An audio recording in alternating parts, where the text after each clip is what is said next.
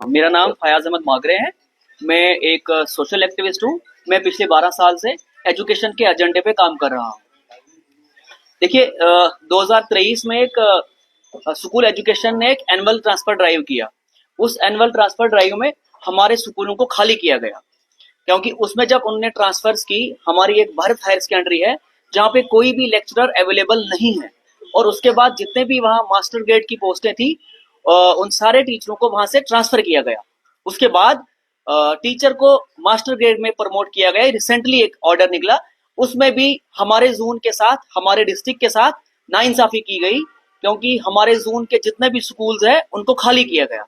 जैसे हमारा उगाद स्कूल है, वहाँ 5 मास्टर ग्रेड की पोस्टें हैं, 5 की 5 मास्टर ग्रेड की पोस्टें जो है वो खाली पड़ी हुई है। उसके बाद हमारा कलिहान स्कूल है, उसमें भी 6 मास्टर ग्रेड की पोस्टें हैं, 1 फिल की और 5 खाली है। उसके बाद हमारा उदयनपुर स्कूल है, उसमें भी 5 पोस्टें हैं, 1 फिल है और 5 खाली है उसमें भी। देखिए, जहां सरकार बड़े बड़े दावे करती है कि हम एजुकेशन डिपार्टमेंट में हमने बहुत सारा काम किया, लेकिन जब तक ना आप एजुकेशन पे काम करोगे तब तक आप गरीब को गुर्बत से बाहर निकाल नहीं सकते हो। क्योंकि गुर्बत को लड़ने के लिए हमारे पास सिर्फ और सिर्फ एक ही हथियार है, वो है एजुकेशन। अगर आप एजुकेशन पे काम नहीं करोगे तो आप गरीब को गुर्बत से बाहर नहीं निकाल सकते हो। कहते हैं कि कौमों की तकदीरों को अगर बदलना होगा, वो सिर्फ और सिर्फ आप एजुकेशन से बदल सकते हो। बाकी आपके पास कोई भी ऐसा सिस्टम नहीं है जिससे आप कौमों की तकदीरों को बदल सकते हो। इसलिए मैंने इसके बारे में चीफ एजुकेशन ऑफिसर सर से भी बात की, जो एक्स चीफ एजुकेशन ऑफिसर थे। लेकिन कहीं ना कहीं उन्होंने अपने हायर लेवल के ऑफिसर्स जो थे, उन्होंने उनको मिसलीड किया। इन्होंने कहा हमने जो ट्रांसफर्स की वो हमने प्यूपल टीचर रेशियो के हिसाब से हमने ट्रांसफर की, लेकिन सिटी के स्कूल हमारे जो हैं, जैसे बॉयज हायर सेकेंडरी है, जैसे नालवा एक स्कूल है, जैसे बंडोडा एक स्कूल है, उसमें सरप्लस स्टाफ है। क्योंकि प्यूपल टीचर रेशियो आप कर रहे हो, ये सिर्फ और सिर्फ आप सिटीज में क्यों नहीं आप इसको इंप्लीमेंट कर रहे हो? ये प्यूपल टीचर रेशियो आप सिर्फ और सिर्फ रूरल एरियाज पे क्यों इंप्लीमेंट कर रहे हो? मतलब हमारे गरीब लोगों पे क्यों नहीं आप इंप्लीमेंट कर रहे हो? सिटीज में हमारे पास प्राइवेट स्कूल्स भी हैं, सिटीज में हमारे पास और भी गवर्नमेंट के अदारे हैं जहां लोगों की एजुकेशन कंटिन्यू हो सकती है। लेकिन हमारा एजुकेशन डिपार्टमेंट जो है ये दिन ब दिन खत्म होते जा रहा है। मैं ग्राउंड जीरो का बंदा हूं। मेरे आसपास जो लोग रहते हैं वो बीपीएल और अंत्योदय कैटेगरी के लोग हैं। मैं देख रहा हूं कि एजुकेशन जो है वो जमीन के नीचे दफन हो चुकी है और सरकार इस पे कोई भी काम नहीं कर रही है। आप देखिए कि लास्ट टाइम जो रिक्रूटमेंट हुई वो रिक्रूटमेंट 2014 में हुई।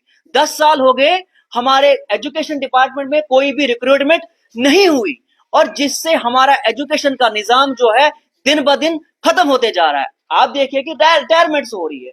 जब आप टीचरों को रिटायर कर रहे हो, उस जगह पे आप वैकेंसीज को फिल नहीं कर रहे हो। इसका मतलब ये है कि गरीब जो है वो दिन ब दिन गरीब होते जा रहा है और अमीर जो है वो दिन ब दिन अमीर होते जा रहा है। अगर आप एजुकेशन पे काम नहीं करोगे तो हमारा मुल्क डेवलप नहीं हो सकता है, और हमारा डिस्ट्रिक्ट भी डेवलप नहीं हो सकता है, और हमारी पंचायत भी डेवलप नहीं हो सकती है। इसलिए मेरी रिक्वेस्ट रहेगी सरकारों से और लीडरों से, चाहे चीफ मिनिस्टर हो, चाहे कमिश्नर सेक्रेटरीज हो, चाहे डायरेक्टर स्कूल एजुकेशन हो, चाहे चीफ एजुकेशन ऑफिसर हो, कि आपने एजुकेशन पे फोकस करना होगा, आपने एजुकेशन पे काम करना होगा। अगर आप एजुकेशन को, हमारे गरीब लोगों को क्वालिटी एजुकेशन नहीं दे पाओगे तो आप उनको गुर्बत से बाहर नहीं निकाल सकते हो। सरकार बड़े बड़े दावे करती है कि हम ये चाहते हैं कि ड्रॉप आउट जो है वो घटना चाहिए। मैं ग्राउंड जीरो का बंदा हूं। मैं डोडा के दूर दराज एक गांव का रहने वाला हूं। मैं वहां से जम्मू में आया हूं और आपके सामने बता रहा हूं, फैक्चुअल रिपोर्ट बता रहा हूं। क्योंकि आप देखिए कि सरकार बोलती है कि ड्रॉप आउट रेशो जो है वो घटना चाहिए, जहां पे हम देख रहे हैं ग्राउंड पे ड्रॉप आउट रेशो बढ़ रहा है। क्योंकि जब आपके पास टीचिंग स्टाफ अवेलेबल नहीं है, जब आपके पास इंफ्रास्ट्रक्चर सही नहीं है, आप बताओ मुझे कैसे आप हमारे पंचायत को डेवलप कर सकते हो, कैसे आप हमारे डिस्ट्रिक्ट को डेवलप कर सकते हो? और जब हमारा बच्चा स्कूल जाता है, उसका पेरेंट्स वेट कर रहा होता है कि स्टाफ आएगा, हमारा इंफ्रास्ट्रक्चर ठीक हो जाएगा, लेकिन वो इंफ्रास्ट्रक्चर ठीक नहीं हो रहा है। उसके बाद 2-3 महीने के बाद वो पेरेंट्स उठ के अपने बच्चे को लद्दाख भेजता है मजदूरी के लिए, क्योंकि जब आपको क्वालिटी एजुकेशन स्कूल में मिल नहीं रही है, पेरेंट्स सोचता है कि ठीक है मैं इसको स्कूल भेज रहा हूं, लेकिन बच्चे को तो हासिल कुछ हो ही नहीं रहा है। अगर बच्चे को कुछ हासिल नहीं हो रहा है, उसका पेरेंट्स बोलता है जाएगा लद्दाख और हिमाचल मजदूरी पे जाएगा, क्यों ये एजुकेशन, क्यों ये अपना टाइम को वेस्ट करेगा। इसलिए मेरी रिक्वेस्ट रहेगी, अगर सरकारें बनती है, अगर ये उस टाइम गरीब लोगों से वोट लेते हैं, लेते किस लिए? इन्होंने एजुकेशन के निजाम को बेहतर बनाना है, इन्होंने हेल्थ के निजाम को बेहतर बनाना है। अगर आप एजुकेशन के निजाम को बेहतर नहीं कर सकते हो तो आप कौम को कभी डेवलप नहीं कर पाओगे। दूसरा हमारा मुद्दा है प्राइवेट स्कूल के रिलेटेड। देखिए, जितने भी हमारे प्राइवेट स्कूल है, चाहे मैं खास करके डिस्ट्रिक्ट डोडा की बात कर रहा हूं, और उसके बाद चिनाब रीजन में भी वही हाल है, और पूरे जम्मू कश्मीर में भी वही हाल है कि सब पेरेंट्स से एडवांस पैसा लिया जा रहा है। स्कूल वालों का क्या कहना है कि हम आपको तब तक रोल नंबर्स नहीं देंगे जो आपके बोर्ड के एग्जाम चल रहे हैं, जब तक ना आप एडवांस पेमेंट दोगे। एडवांस क्यों? जो भी गवर्नमेंट एम्प्लॉइज है या कोई प्राइवेट एम्प्लॉइज है, जब तक ना वो महीना लगाता है उसको सैलरी नहीं मिलती है, तो ये एडवांस क्यों मांग रहे हैं? ये गलत है।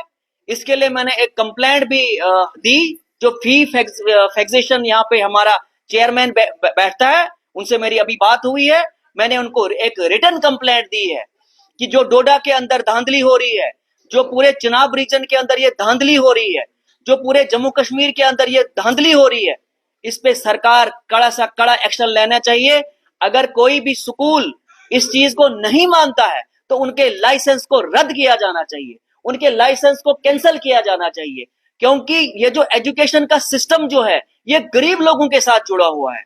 अगर आपके गवर्नमेंट स्कूल सही नहीं चल रहे हैं, अगर आपके गवर्नमेंट स्कूलों में आपका इंफ्रास्ट्रक्चर नहीं है, आपका स्टाफ नहीं है, उसके बाद गरीब चाहता है कि मैं अपने बच्चे को प्राइवेट स्कूल में पढ़ाऊं, लेकिन वहां की फीसें देखें आप कितनी है। ऐसी फीसें हैं जिनका नाम ही हमने नहीं सुना है।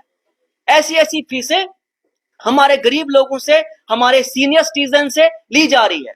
दूसरा हमारा इसी में मसला, हम चाहते हैं जितने भी हमारे प्राइवेट स्कूल के टीचर्स हैं, क्योंकि जब भी पेरेंट कोई फीस देता है वो उसके मालिक के पास जाता है, लेकिन जो टीचर होता है वो स्कूल चलाने वाला वही टीचर होता है, लेकिन उस टीचर को सैलरी वो अच्छी नहीं दे रहे हैं। इसलिए हमारी सरकार से रिक्वेस्ट रहेगी कि आप इसमें मिनिमम वेजेस एक्ट, क्योंकि मिनिमम वेजेस एक्ट जब इसमें इंप्लीमेंट हो जाएगा या सरकार इसमें कोई पॉलिसी लाएगी, तो डेफिनेटली हमारे जितने भी प्राइवेट स्कूल के टीचर्स हैं उनका भी एक जॉब सिक्योरिटी उनको मिलेगी। तो इसलिए मेरी रिक्वेस्ट रहेगी सरकारों से, जो आप ट्रांसफरें करते हो खास करके एजुकेशन डिपार्टमेंट में, उसमें सिर्फ और सिर्फ फेवरेटिज्म चलता है, उसमें सिर्फ और सिर्फ नेपोटिज्म चलता है। ये फेवरेटिज्म एजुकेशन के मसले में नहीं चलना चाहिए, क्योंकि अगर हमने गरीब लोगों को गुर्बत से बाहर निकालना है तो हमने सिर्फ और सिर्फ एजुकेशन पे काम करना होगा। जी बताइए।